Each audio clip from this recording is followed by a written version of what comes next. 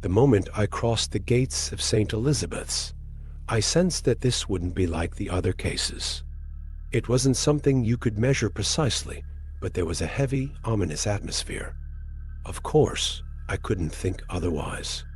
This psychiatric hospital wasn't like any other place I'd been to, and believe me, investigative journalism had already taken me to some dark areas. I was assigned to cover the case of Caleb Parker, a patient in the maximum security ward, allegedly involved in a series of incidents that had caught the media's attention. Caleb was an odd figure. According to reports, he was an apparently ordinary man until bizarre details about his condition started to emerge. Incoherent statements about entities he claimed to see in the hallways, rules he insisted on following to avoid drawing attention, a series of behaviors that went beyond common sense and defied any clear diagnosis. Caleb believed he was being hunted by something that no one else could see. My curiosity had always been my greatest motivation. And although stories about patients with mental disorders were common in places like St. Elizabeth's, I somehow knew there was something different here. Caleb wasn't just another patient. He seemed more like a messenger from a world only he knew. As I walked down the hospital corridors, I tried to absorb everything I could. The medical staff, when they crossed paths with me, watched me oddly, as if they were aware that I was an outsider invading private territory. One of the nurses, tall with a piercing gaze, hesitated as he passed me and asked bluntly, "Are you the journalist?" I nodded, expecting a more friendly reception, but he just shot me a cold look and went on his way. When I was finally led to the interview room, a small room with white walls that seemed deliberately neutral, almost sterile, I mentally prepared myself to meet Caleb. The rules for the interview were strict. A nurse would be present throughout the conversation, and I was not to touch the patient or mention leaving. Caleb Parker was described as unpredictable, and no one knew to what extent he was aware of his own reality. The first contact was brief. He entered the room with his head down. He sat slowly, avoiding my gaze for a long time before finally looking up.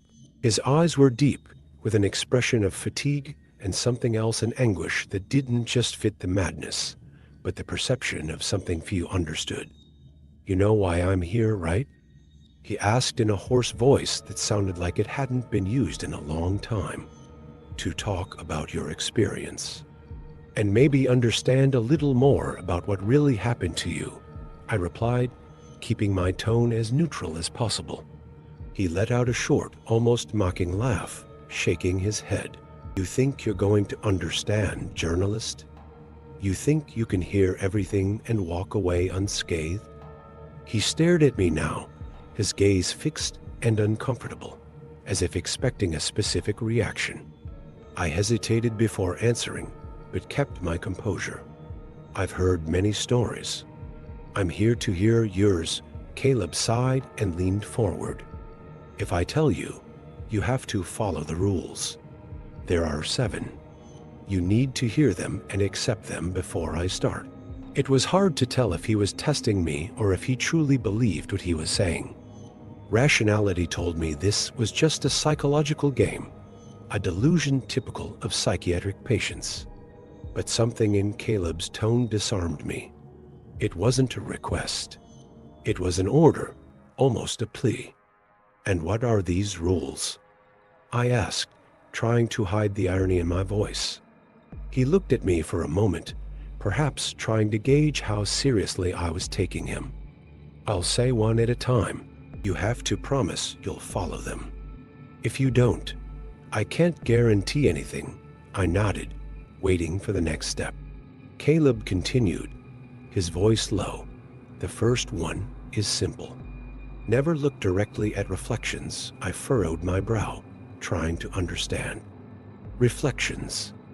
What do you mean?" "Mirrors, windows, shiny surfaces. Don't look directly. You'll see things you shouldn't, things that will follow you." He fell silent, letting the words hang in the air. Something about that warning unsettled me, but I didn't let it show. I was the journalist, the skeptic, just an observer in this situation.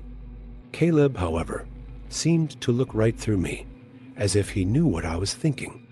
"The second rule," he continued, "is never tell anyone what you saw here." Not a word. The nurse beside us, who had been silent until then, cleared his throat subtly, but enough to break the tense silence between us. There was a stiffness in his gaze, a slight hesitation. Maybe he had his own stories about Caleb, but remained silent, bound by professional barriers.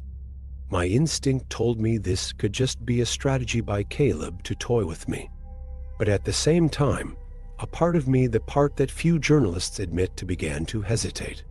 I knew there was something deeper here, an uncomfortable feeling that the things around me were far from ordinary. But that feeling, that sensation, was what attracted me to my work. The conversation with Caleb left me with a strange taste in my mouth, a mixture of disbelief and a disturbing premonition. I used to dismiss superstitions and unlikely stories. Journalists, after all, need to maintain a solid skepticism to navigate the line between the real and the imaginary.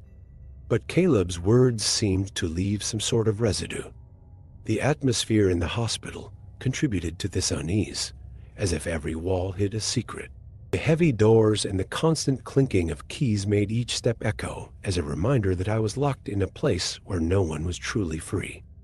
Walking through the hospital after our first conversation, I watched the staff more closely, trying to find some logic behind their cold behavior. Some avoided eye contact. Others remained still, almost mechanically, carrying out their tasks without ever looking away. In one wing, a nurse with a pale face and deep-set eyes watched me from the end of the hall. Her eyes didn't carry hostility, but rather an immeasurable fatigue. I tried to approach, perhaps to get some additional information, but as soon as she noticed my movement, she quickly turned and disappeared through a steel door.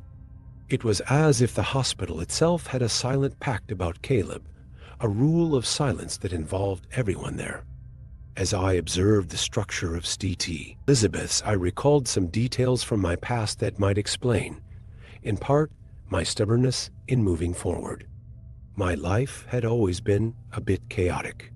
Investigations and complex cases had taken me away from routine, from lasting connections. Even personal relationships seemed to dissolve in the chaos of my work, in search of a truth that wasn't always so rewarding.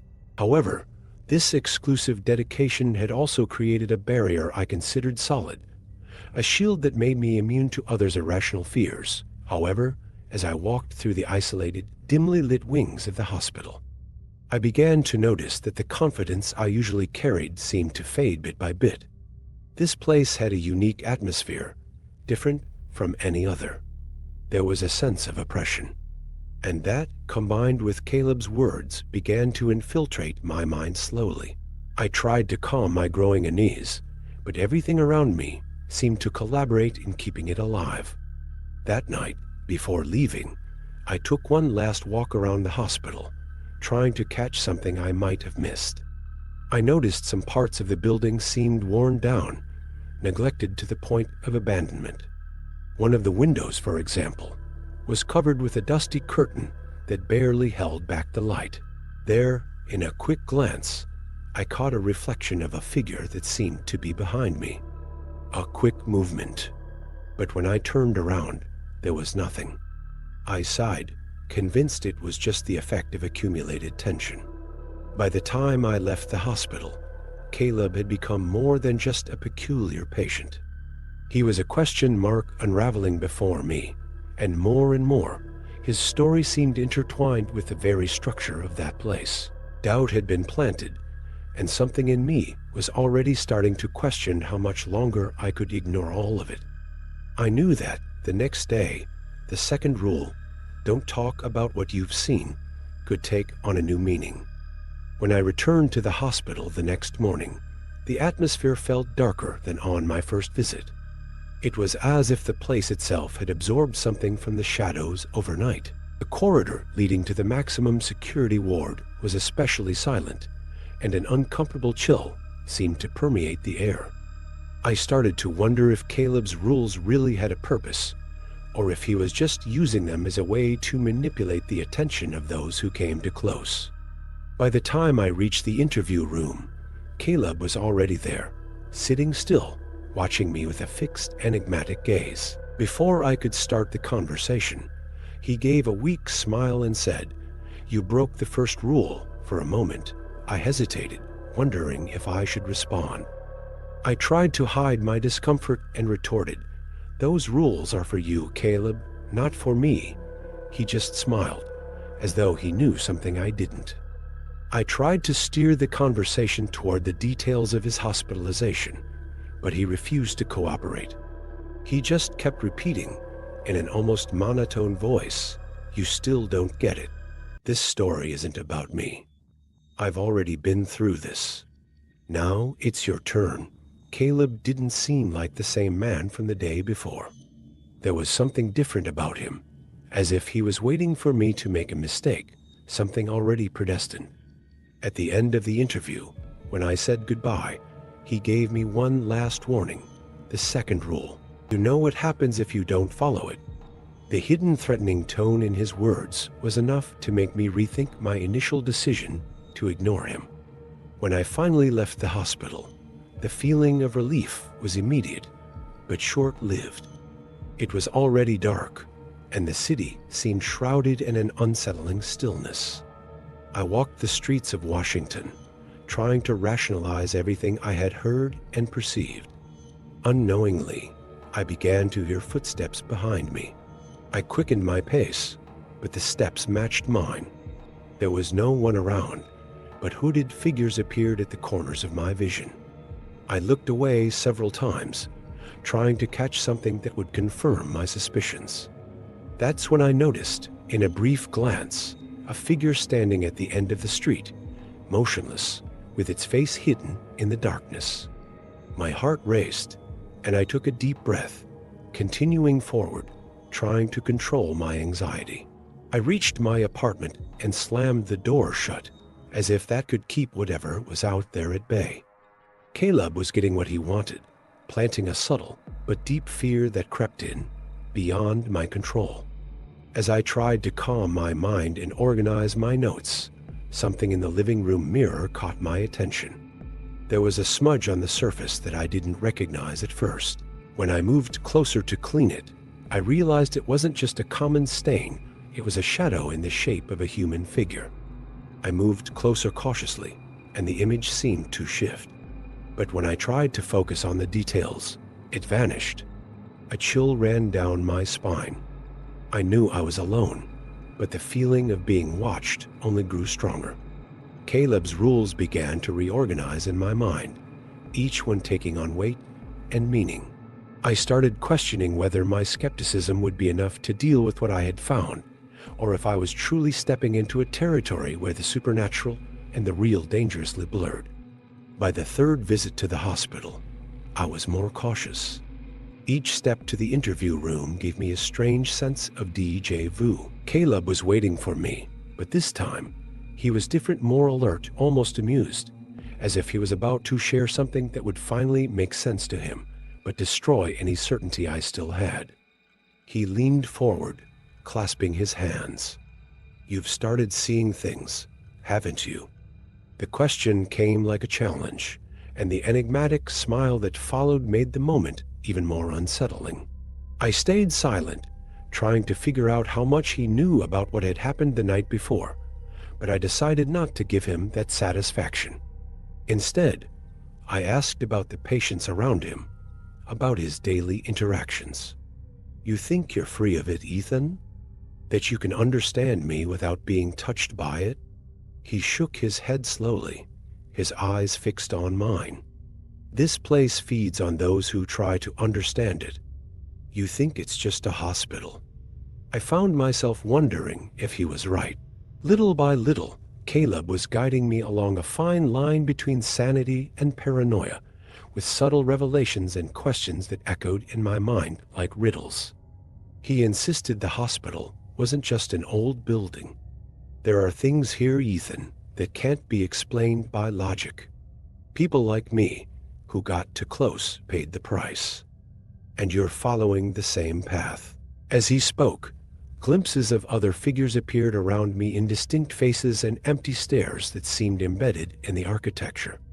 When I left, I stopped in the lobby, watching a nurse organizing files. There was something familiar in her gaze. When I asked about Caleb and his time there, she hesitated. There are things you're better off not knowing. He's always been here, one way or another.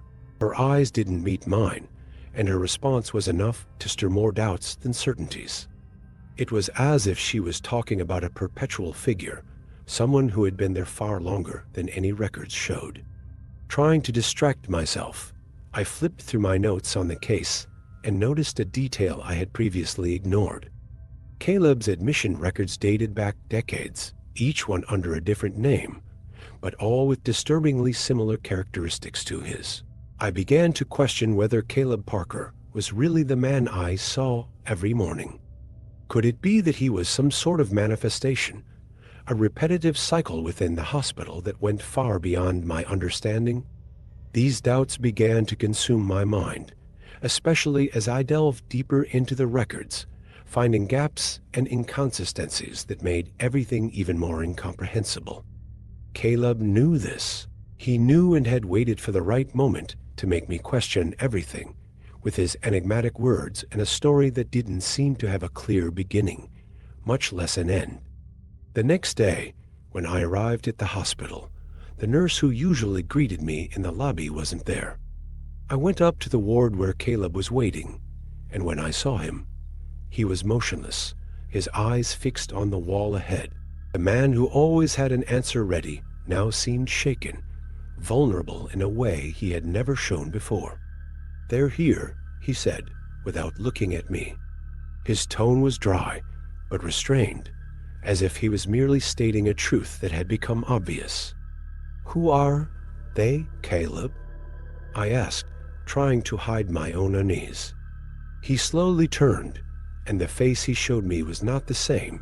There was something different, almost like an invisible mark, a disturbing look that wasn't human. "It won't matter, Ethan. You're marked." The words hit me like a punch, leaving me paralyzed as he chuckled softly, without humor. It was an empty laugh, but it seemed to echo through the walls, distorting the surroundings. Then he began to list the 7 rules again, one by one, as if they were a ritual. However, this time, he added an 8th rule. Never, ever, look at what is outside your view. This extra rule took me by surprise. I didn't know if he was bluffing or if, finally, there was something concrete, a truth submerged within all of this. I left the hospital in a state I could barely describe. It was a mix of terror and insane excitement, as if something inside me had broken upon hearing those words. By the time I left the building, it was night. I walked through the city streets, trying to ease the tension, but Caleb's words stayed with me. What did it mean to be marked? And why did everything suddenly feel so terribly real?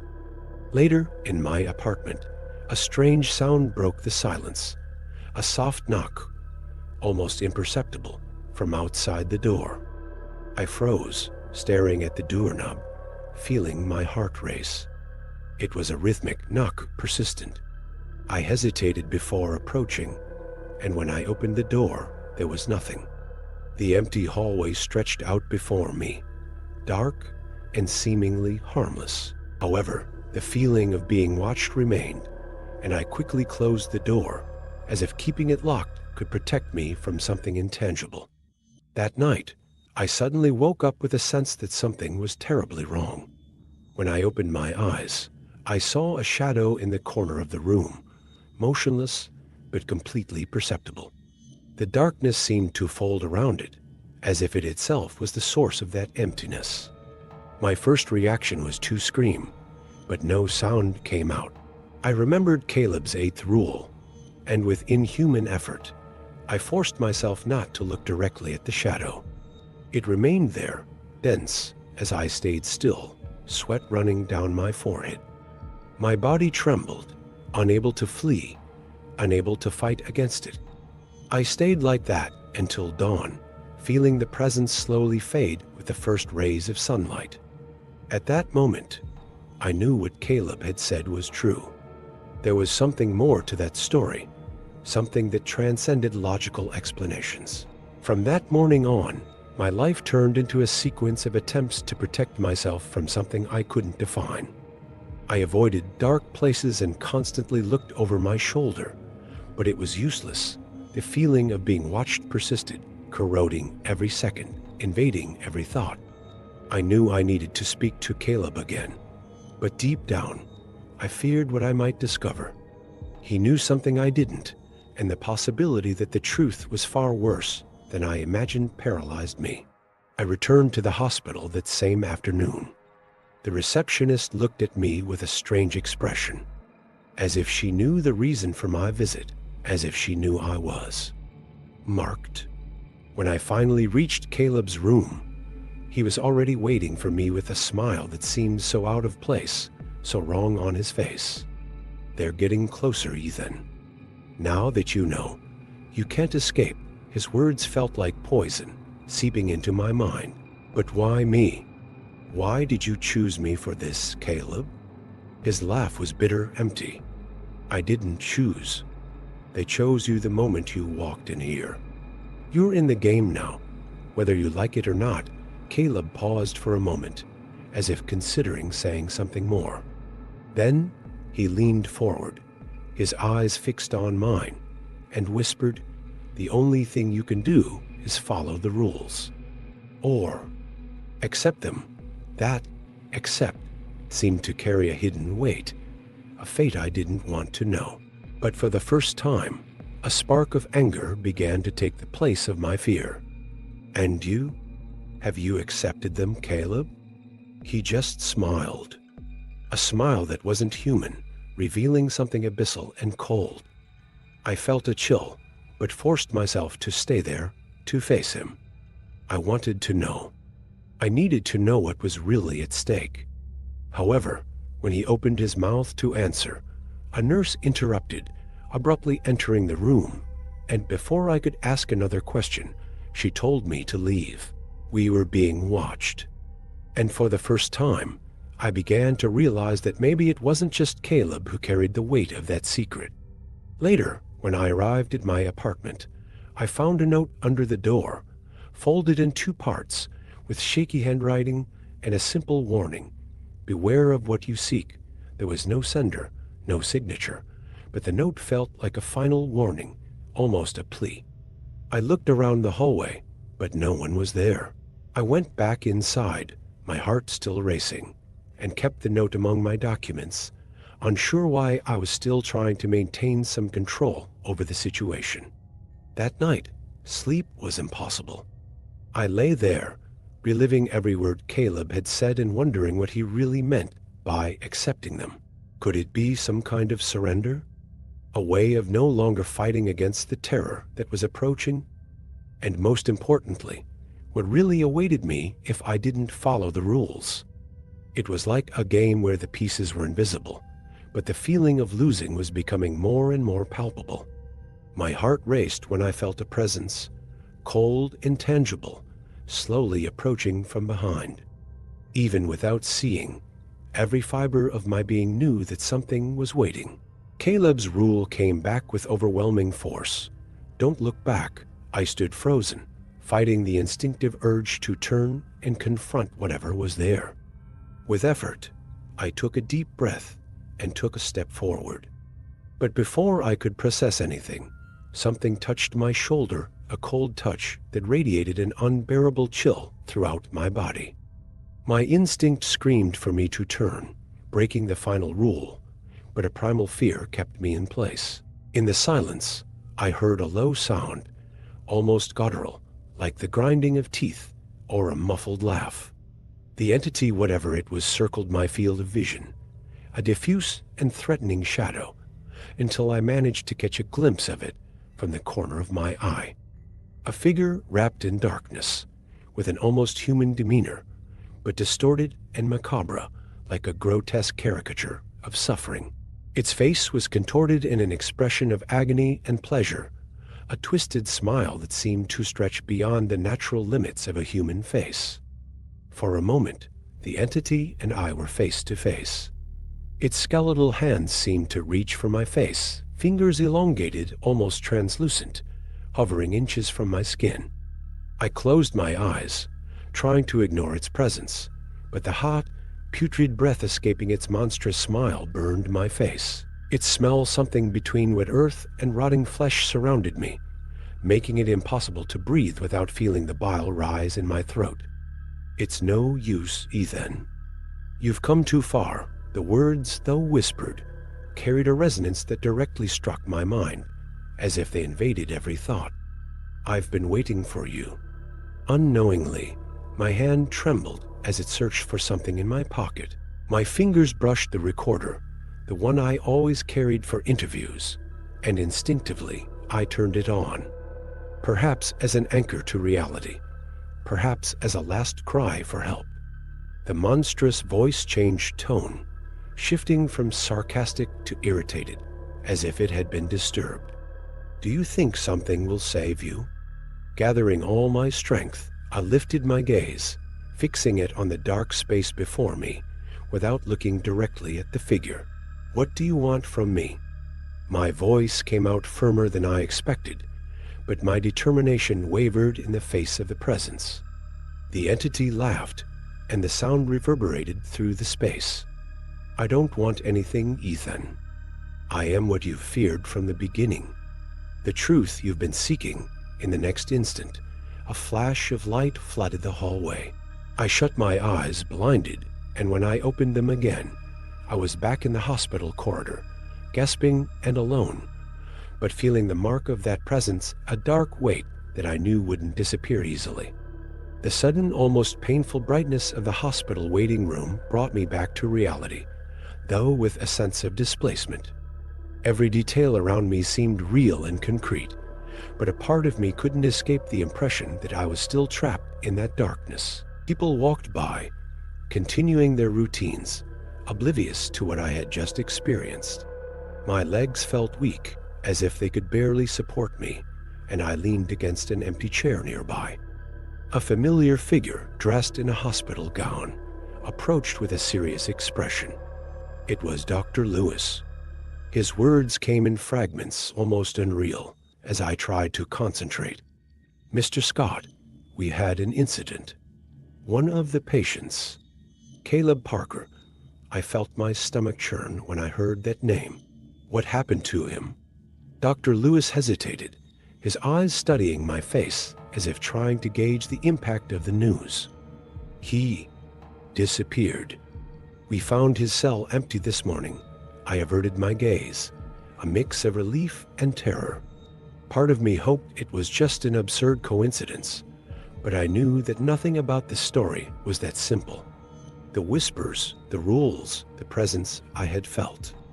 Caleb had been more than just a patient. He had been a herald of something that transcended logic, and now I was the only one who had seen or felt the truth behind the walls of the hospital. As Dr. Lewis walked away, I pulled the recorder from my pocket and pressed play, expecting to hear nothing but silence or some interference, confirming that my mind was playing tricks on me. But the recording brought forth the sound of a muffled, sinister laugh, followed by a slow whisper. "I'll be watching you, Ethan." I turned off the recorder with trembling hands, feeling the familiar cold spread across my chest. The hallway around me seemed to shrink, becoming more and more oppressive. The feeling of being alone had disappeared, replaced by a presence that seemed to follow every step, every movement. I didn't know if it was real or a hallucination, but something in me knew that what had started at St. Elizabeth's Hospital wouldn't end there. A nurse called me over for a routine signature on a report. As I signed, I noticed the shadow in the background, the same distorted silhouette that had haunted me before. I lifted my eyes, but there was nothing. Months passed since my last day at St. Elizabeth's, but the weight of those events lingers with me every moment. Washington remains the same bustling, indifferent city, while I remain trapped in a new reality where what I see and feel often defies logic. Work has become a constant exercise in self-preservation. Every report I receive seems to carry a sinister familiarity, a fragment of that hidden terror I experienced firsthand. Sometimes I hear Caleb's laugh in the background of the recordings, low, almost imperceptible, like a living reminder of what we faced together. Other times, I feel a presence around me, something that seems to move in the shadows, just enough to remind me that I'm not alone. I haven't shared this story with anyone. Caleb's words are fixed in my mind. Never tell anyone what happened here. Today, while reviewing the last pages of my notebook, I noticed something I didn't remember writing. A single sentence in small and hurried letters. The rules still exist, Ethan.